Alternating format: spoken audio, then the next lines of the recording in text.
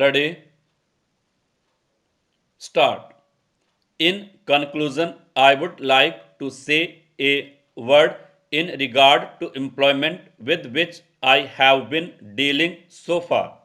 According to the figures supplied, the number of displaced persons from Bangladesh employed through employment exchanges is only 37,000.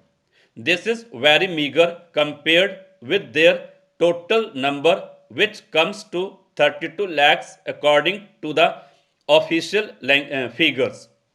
This is with regard to Bangladesh refugees. The number of displaced persons from Pakistan employed through employment exchanges is not very encouraging, but still it is 75,000. I would urge upon the Honorable Minister to take this into consideration and see that something is done to find employment for these people. Of course, there is some expenditure incurred on general education and vocational training, but when we look at the number of persons who have been given vocational training, we find that the number already trained and under training is only 17,000. This figure also seems to be very small considering the magnitude of the problem before us. Some programs of general improvement have been undertaken by the government of West Bengal by way of setting up new industries, etc. These programs should be looked into and put into operation with a view to giving more employment to these displaced persons. Within the limited time at my disposal, I shall limit my remarks to refugees from Bangladesh.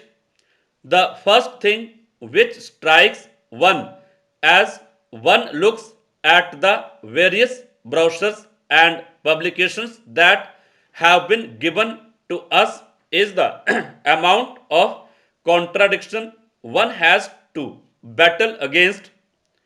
The first contradiction is in regard to the number of persons government think they have rehabilitated in West Bengal. Granting that it is difficult to make a final assessment of the number of refugees who have come from Bangladesh, it is still true to say that at least there should be some sort of parity between what the Union Ministry says and what the West Bengal Rehabilitation Ministry says. Only a few days ago, the West Bengal Minister of Rehabilitation said that there are 22 lakhs of refugees who have to be rehabilitated, but the central government's figures are 31 lakhs. Unless the government know the number of people they have to budget for, it is rather bewildering to know how they mean to plan in bringing about their rehabilitation. As a matter of fact, many other sources believe that the figure is far higher, but in any case, there should be some parity and some idea as to the extent of the rehabilitation problem which still remains before the people of West Bengal. The other contradiction is this.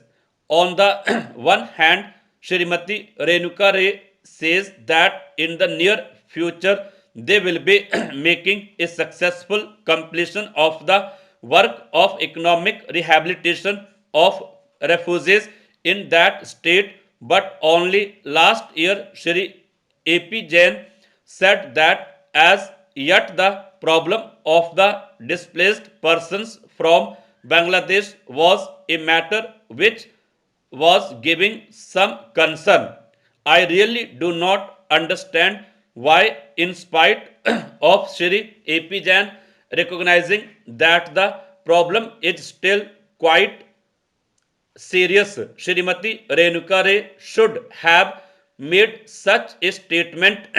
Yet, when we heard the Honorable Finance Minister, we find that there has been a big shortfall in rehabilitation budget.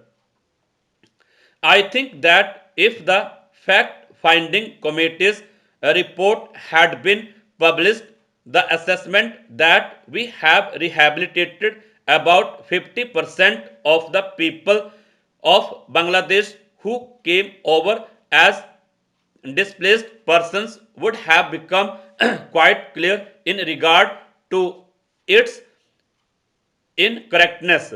As a matter of fact, when we went round the camps and colonies in West Bengal, we found that as yet not more than 15% of the people have been rehabilitated in the sense that they are able to eke out their subsistence on the poorest levels. It is not more than 15%, and I think the figures of that fact finding committee are still lower. I think this is something that we have to take very seriously and put our minds to and apply all the resources that we have to find out how we will be able to tackle this problem of rehabilitation. Now, coming to the question of relief, I feel that until we are able to give really proper rehabilitation, we cannot withdraw relief. It is no use arguing whether relief leads to lethargy and moral slackness unless our rehabilitation policies are fruitful. Have we any right to starve the people to death? As a matter of fact, Shri AP Jain may know that in West Bengal the incidence of tuberculosis amongst the refugee population is very high. Only a small percentage of them is catered for by the medical relief. Sir, the budget has been variously described and criticized as one that increase the